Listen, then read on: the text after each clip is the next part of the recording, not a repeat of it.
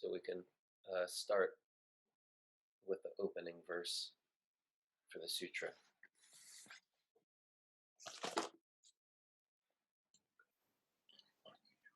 Dharma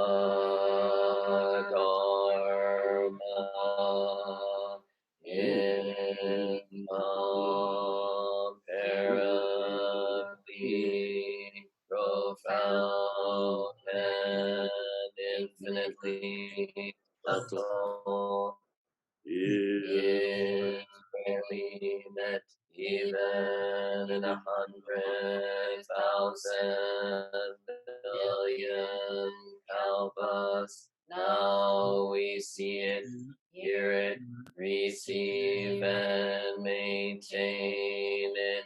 May we completely realize the Tathagata's true meaning.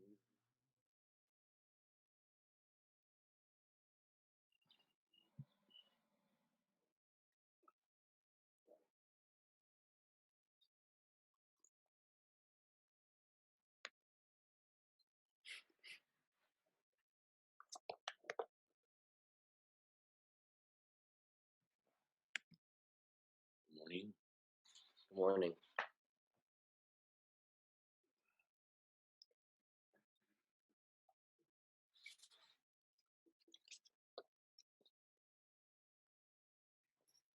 I should say something about the current crisis that began in America and is all over the world now. But actually, it's very much like a pandemic. It's not just 401 years in America, but it began with the misunderstanding of the five skandhas, of our ignorance and with our greed and added anger creates this situation. This situation, because of the pandemic, people are not working, so the protesters have a good sense of getting their message across. And I feel it's the basic goodness of humanity.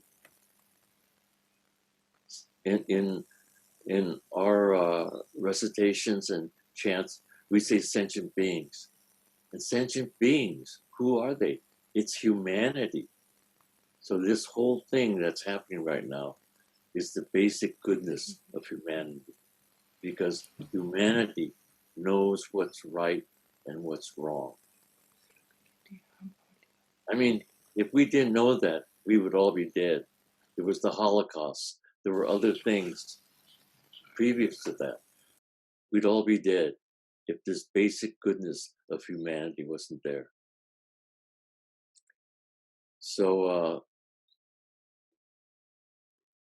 Buddhism is always rooted in the underdog. We're for the underdog. And so this leads into our discussion. I think that what would be really relevant, we have a study group and talks that come on Saturday are not exactly from the study group, but actually they're still about the Dharma. But the thing is that our talks on Saturday should be based on the study group, because people are reading all kinds of things. Why not read something together so we can begin understanding it? And so I'm aware that reading these books, especially this one, it's very difficult to understand. But as we study it together, when you climb the mountain, there's a person who knows the mountain, who knows the path, and he or she will take you up to the top. And not just to the top, but also back down is just as important as going to the top. In fact, maybe coming back down is the most important thing. Here's the book that I'm going to read from and comment. Can you see it? Huh?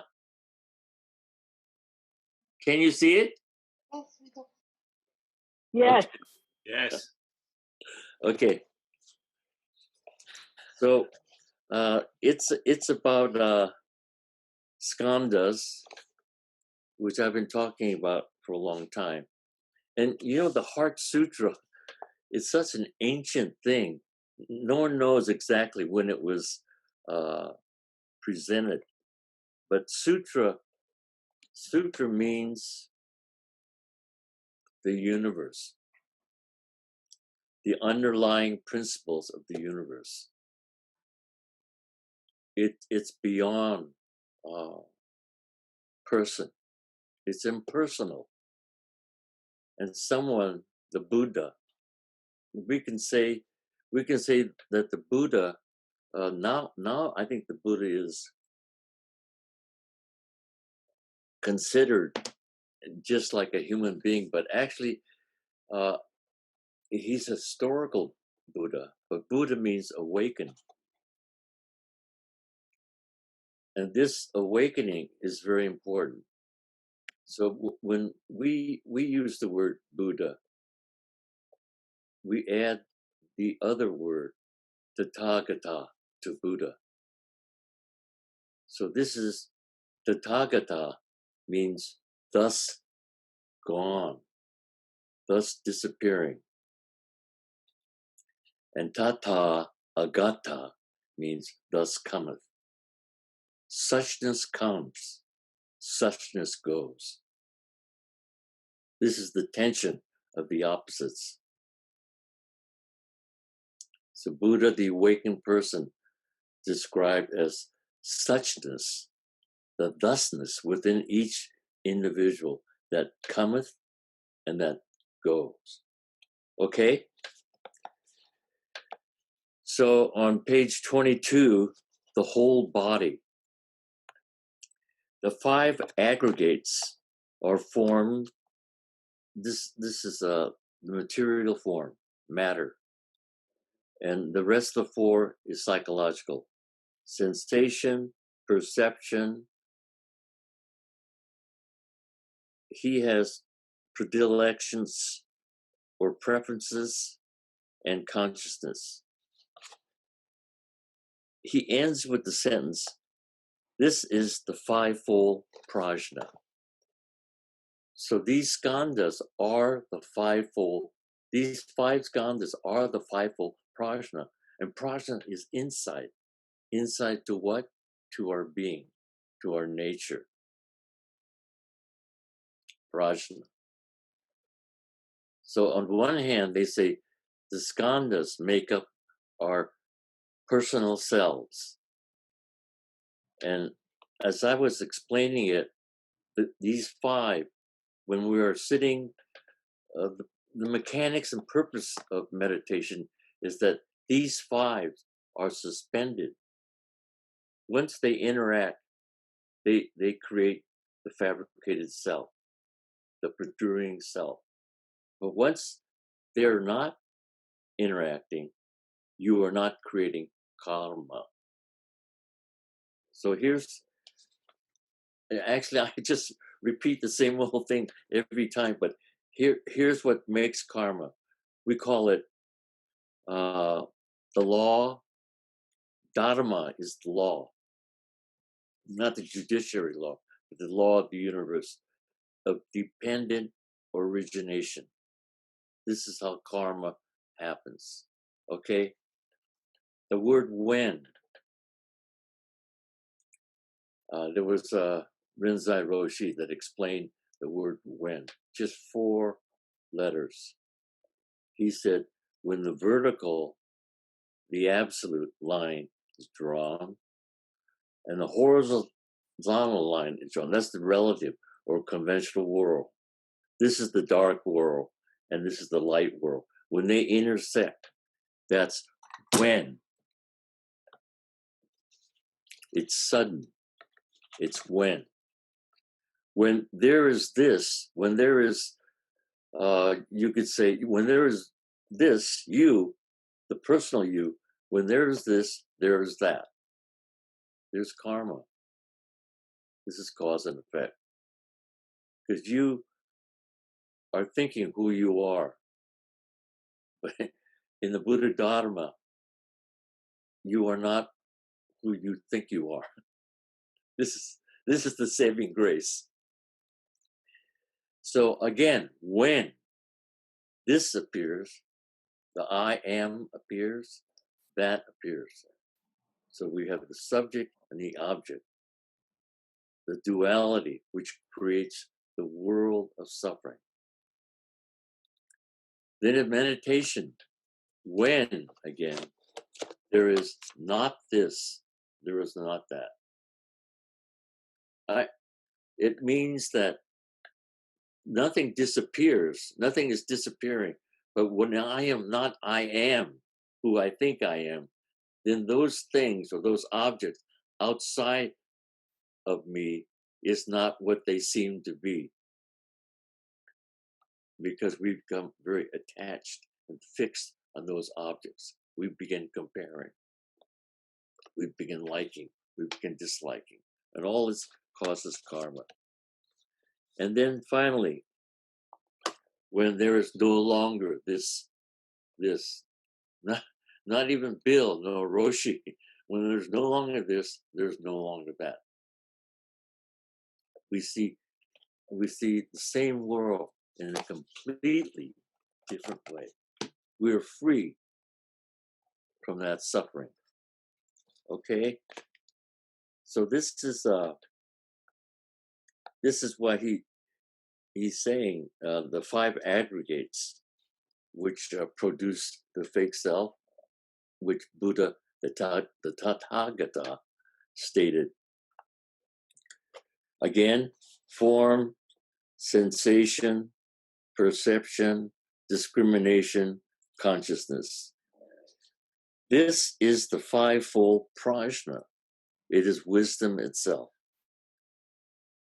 Clear seeing is itself prajna.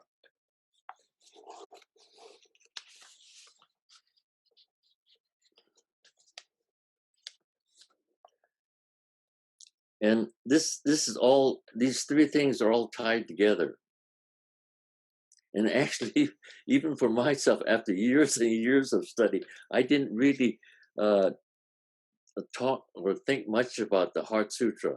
But maybe because I didn't, it became embedded in my body and mind. And now, at such a long time, I'm beginning to understand it. But understanding it in the sense of not only experiencing it, but being able to explain it simply to other people. So there's these 3 things: the 5 skandhas, which is the 5-fold prajna, karma, which is created from the 5 aggregates of the 5 skandhas, and impermanency. These all 3 is the great cause of human suffering. And Buddha stated this 2,585 years ago. This is still true. So in the book, page 424, it states, one of the oldest Buddhist sutras is the Agama Sutras. And it says the shorter Agama Sutras start speaking, it's called a sutra, or I explain what sutras is already, the universe, the law of the universe. The Sutra of Impermanency, the shorter version of the Agama Sutras, in which Shakyamuni Tathagata, basic teaching about the 5 skandhas. The Buddha said, you must see that form, material form, is impermanent. And to seize this way is the right way of truly seeing. The Tathagata continues, a person who correctly sees forms arouses the mind of departure. This is interesting. It's another way of saying letting go. Do not attach, do not grasp for the form. Because when you do, this causes you to suffer. It's as simple as that. Arouses the mind of departure from attachment to the material objects. A person who arouses the mind of departure extinguishes greed, violence, and ignorance. And a person who extinguishes greed, violence, and ignorance liberates his or her mind. You're free. You're free from suffering. Therefore, you should see that sensation also, perception also, discrimination also, and consciousness are also impermanent. They're all impermanent. All things change. Their nature is impermanency.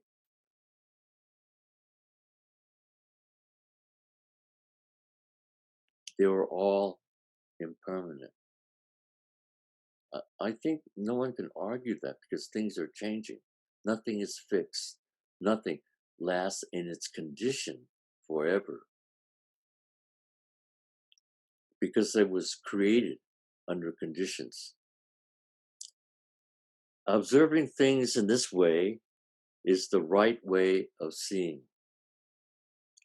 When we see things in this way, we can be liberated. This is the basic teaching of the 5 skandhas in the Agamas.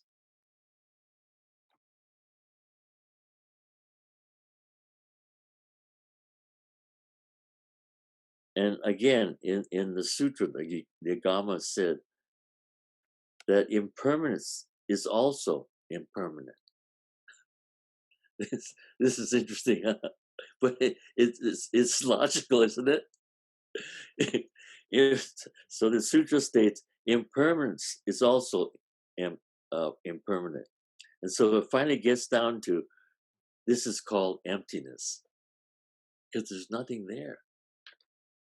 It's this and all of a sudden it's gone. It's this and all of a sudden it's gone. It keeps on. I mean, isn't it true? No one can refute that. It's everything is impermanent. This moment is gone. The present is no longer the present. It's the past. And it's proceeding to the future, to you and me.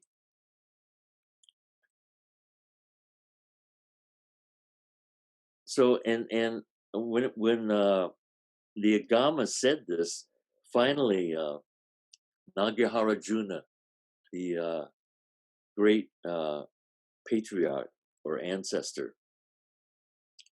he said, if impermanence is empty, then he coined the term emptiness. That's how emptiness came. I'm not sure what century this is. Emptiness means without fixed permanent nature.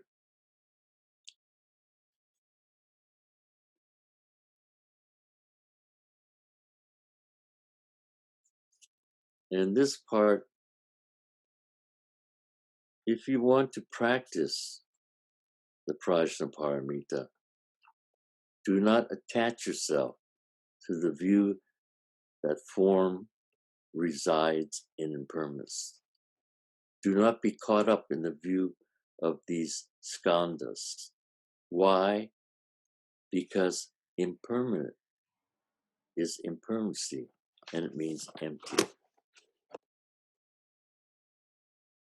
This is a good way, I think, to explain emptiness. There is no impermanent apart from emptiness. Impermanence is emptiness. Emptiness is impermanent. Impermanent is impermanent, emptiness is emptiness.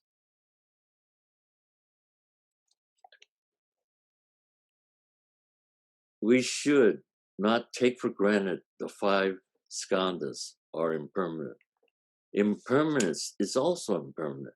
Since everything is impermanent, without exception, we cannot grasp anything at all. So we call it emptiness. This is a demonstration of emptiness.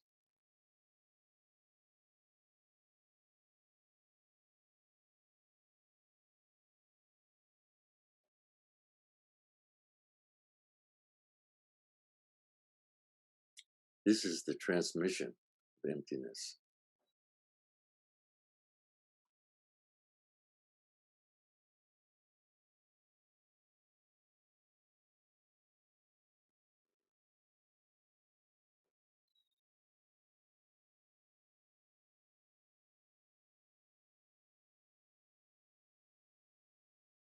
So I'm still here.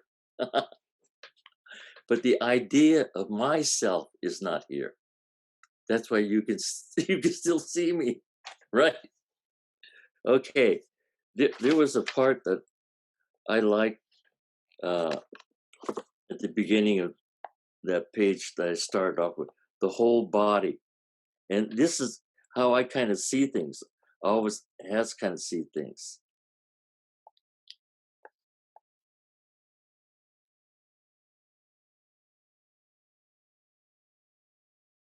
The whole body means that there's no separation from this body and your body. And then when we see things as that way, there's no separation. And then I am I and you are you. There's no discrimination. There's no separation.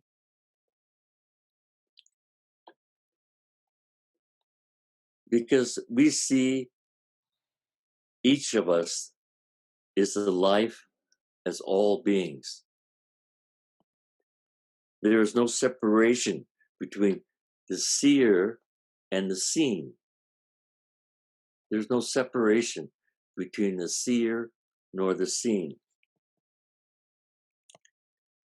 The seer is also seen. So as I am looking out at things and dharmas and objects, those things are looking at me. I've always thought that way. It sounds a little crazy, but it's true, because my life is not separated from those objects. Those objects are very much part of my life. In fact, those objects exist within my being, because if they did not, how could I recognize them? How could I recognize beauty? How could I recognize sound? They are all here, intimately close. In fact, closer than you think, or you could think. And he gives some instances. When we talk about the sun, we see everything as if we are the sun itself. The sun is here. The sun recognizes the sun. We emit the light, and so we see all beings. This is what I mean when I say that the sun sees us. Although we imagine the sun is vast, it is not something vast in comparison to ourselves. As the reality of life, the sun is just an aspect of ourselves, because we illuminate the sun with our own light. As life, as all beings, is possible for us to see the sun as the sun.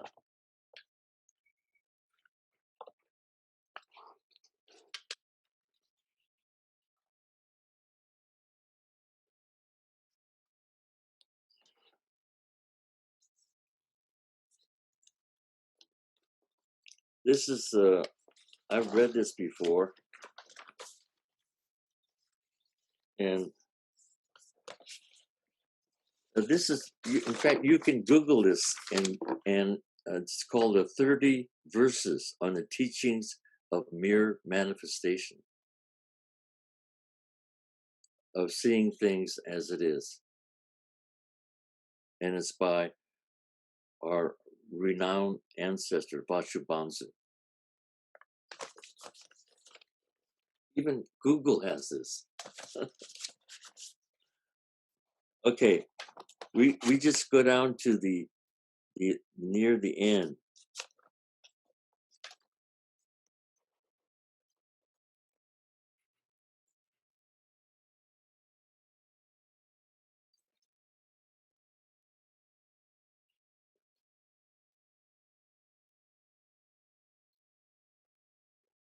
There were 3 non-natures of each thing in the universe. Non-natures. First, it is a non-nature because it is a thing. The non-nature means the emptiness of that very thing, the suchness, the tathata, the suchness of that thing. The ultimate reality of that thing is emptiness. The second is the non-nature because it does not exist by itself. Now, this is really important. It's the non-nature because it does not exist by itself. This emptiness or this non-nature is related to all things. Your personal self is not related to all things. It's separate from all, it's independent from all things. But this non-nature is the characteristics of all things. The third is the absence of its own nature. It is the emptiness of emptiness. I mean, that's thorough. So what do you have left? Nothing, which is a very positive thing, which is the ultimate positive thing. Okay, so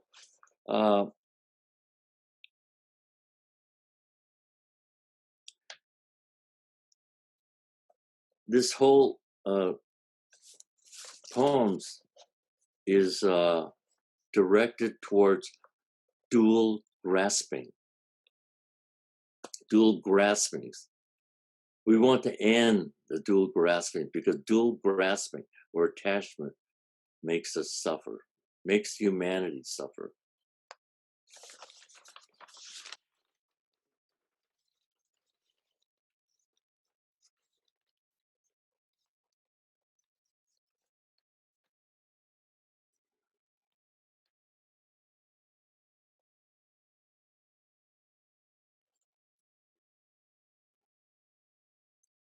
So I skip a little bit. When mind no longer grasps an objective object, it will stop at mind only. Consciousness is mind. It will stop at consciousness only. Without any object to grasp. We are no longer grasping, trying to get or push away. We are no longer grasping. There is no longer that.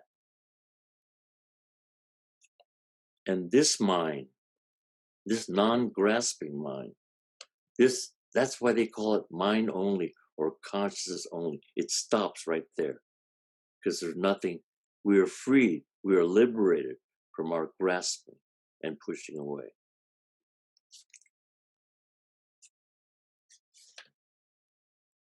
Took me a long time to begin understanding this. I had to climb the mountain many, many times. And it depends on your resolve. It all depends on your resolve. If you want to understand it, if you want to be free from suffering and free the minds of others in suffering. So you're free from the grasping. You're free from the attachment. So this mind not this mind, but your mind, my mind, the mind of humanity, is without discrimination. There's no black, there's no white even. It's without discrimination.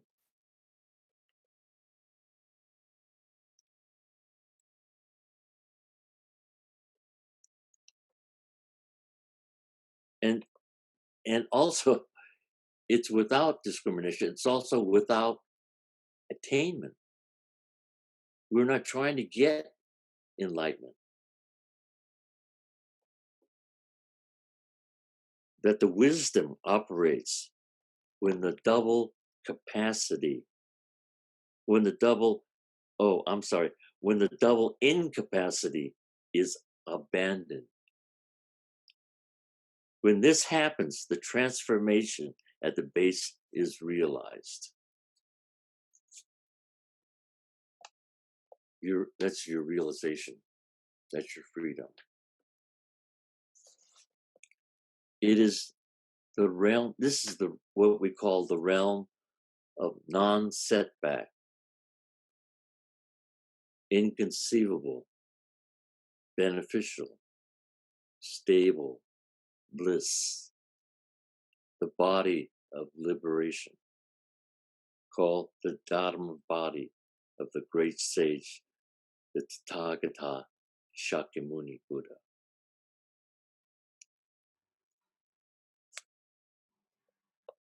Dharma body. In our kitchen, we have a very large calligraphy. I had never really tried to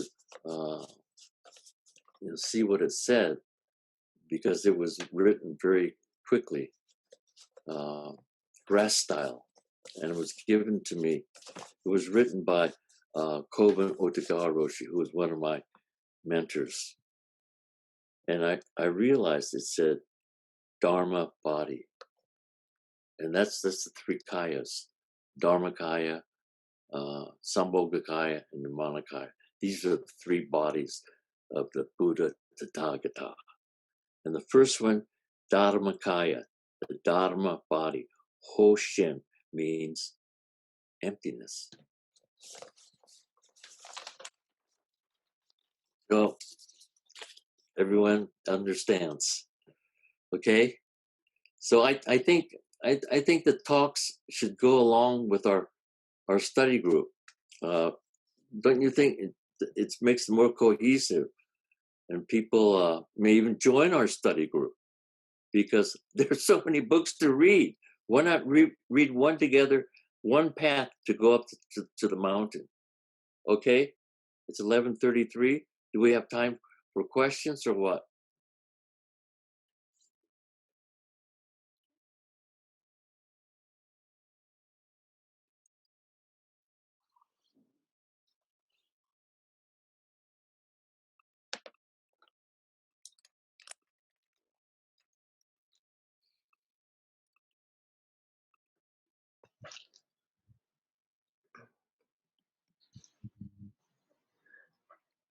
Good morning. Good morning, Kwong Roshi. You said about double. Wait. There was a question. Just a minute. There's a question before. Where can I get this book? Janet, are you there?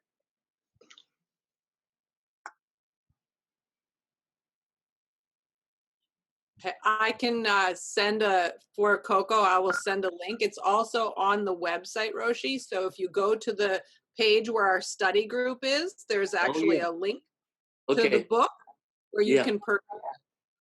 Okay. Okay, good. Okay, what was the question? You can also get. Yes. You can also get. Yes. Oh, I can't hear that person. Can I ask a question? Yes. Right here. I wonder if you could expand a bit more on what you said about giving up double incompatibility. It's hard for me to hear what you're saying. Speak slowly. Sorry. Okay, you mentioned double incapacity. about attaining, not trying to get enlightenment, but giving up double incapacity. Got that right? Double Incapacity. what? Did you not say double incapacity? I can't understand. Say Okay. it slow. Okay. I thought you mentioned I attain not trying to get enlightenment, but giving up double incapacity. But maybe I misunderstood there. No, it's something about to give. You're giving up the dualistic Yeah. capacity Yeah. of grasping. Yeah. And how would one do that? Is it just coming back to the moment every time?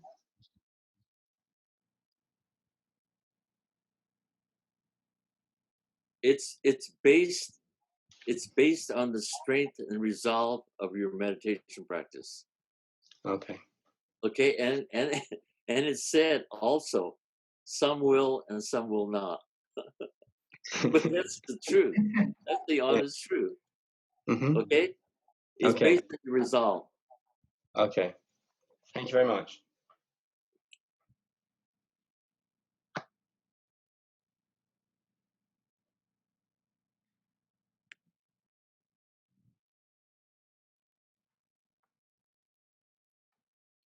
Roshi?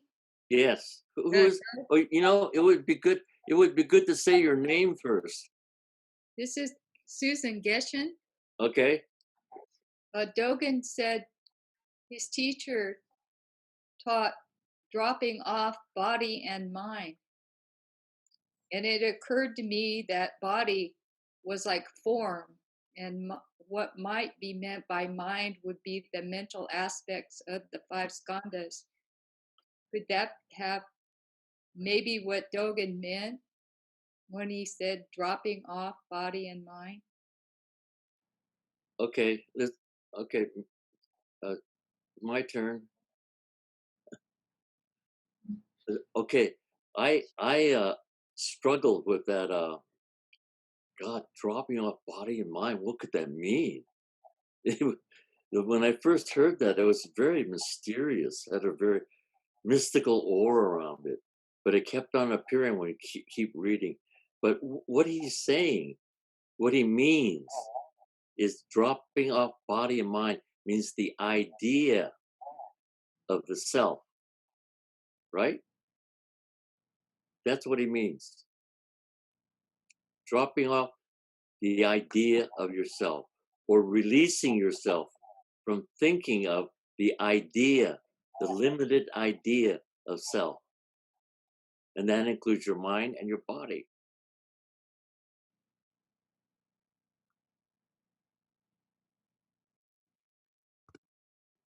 So we can keep moving.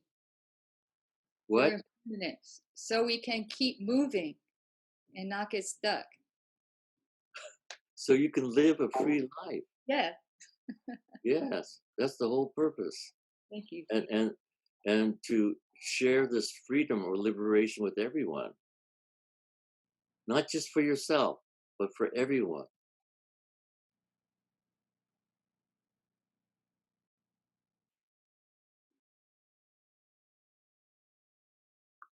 Okay? Next. Buddy? We've got nearly 100 people here. No one else wants to ask a question? Roshi, Who is it? This is Konpo from Poland. Who is it? Kuba Konpo from Poland. Okay. You said that this depends on our resolve. Yeah. And so what would be the manifestation of the resolve?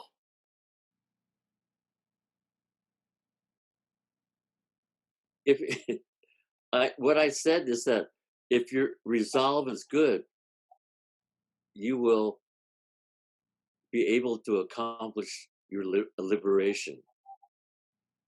And at the same time, it said that some may and some may not. I think you. that's a really something. There's no promise to it. It's just honest, naked honesty and truthful. Some may and some may not. There's stories about people who have sat 20 or 100 years and they didn't get it.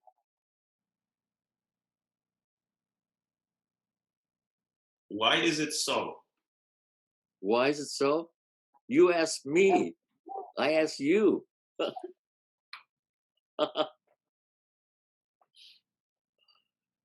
Well, you know, basically you have to let go of yourself, your idea of yourself. The five skandhas. And the five skandhas are some people even say they're the mask, they're Mara. They're evil. They are the mask of Mara. But on the other side of the mask of Mara is Avalokiteshvara. Is prajna, is your freedom.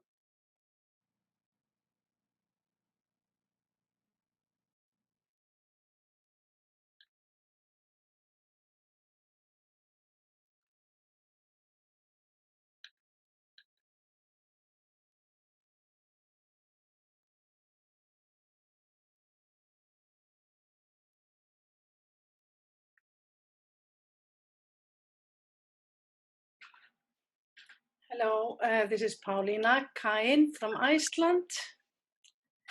Yes, hi. Hello.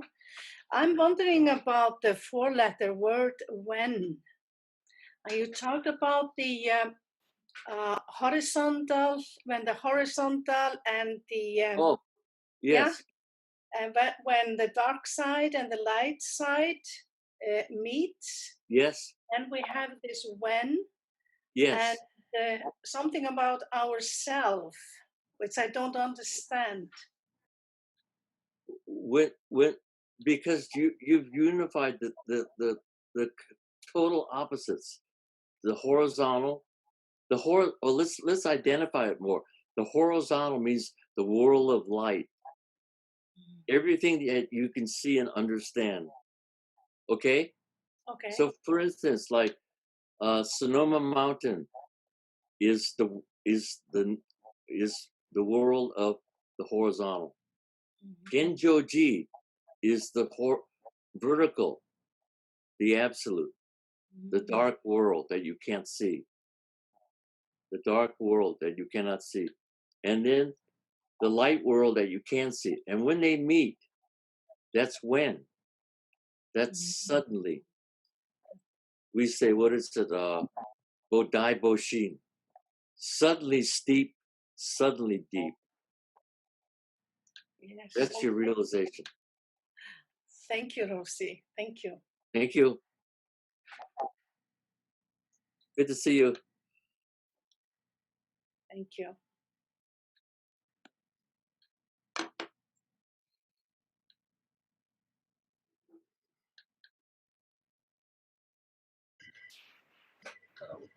Hello, Roshi.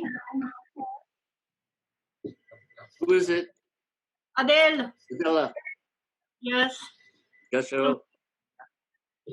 from Poland. Jakusho. Roshi, how important is for you Heart Sutra? How what? How important is for you Heart Sutra? Heart Sutra? Yes. Yeah. How can we live without water or air? But most people they're surviving without water and air.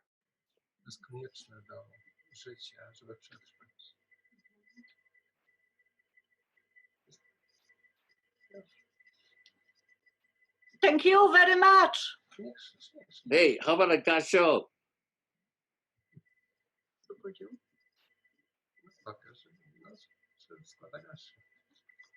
Okay, how about one more? Aloha, Roshi. Who is it?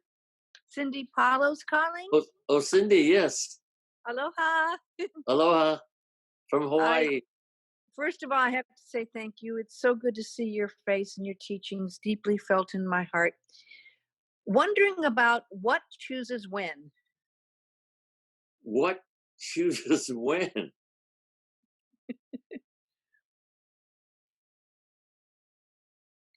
Yes, when? We When?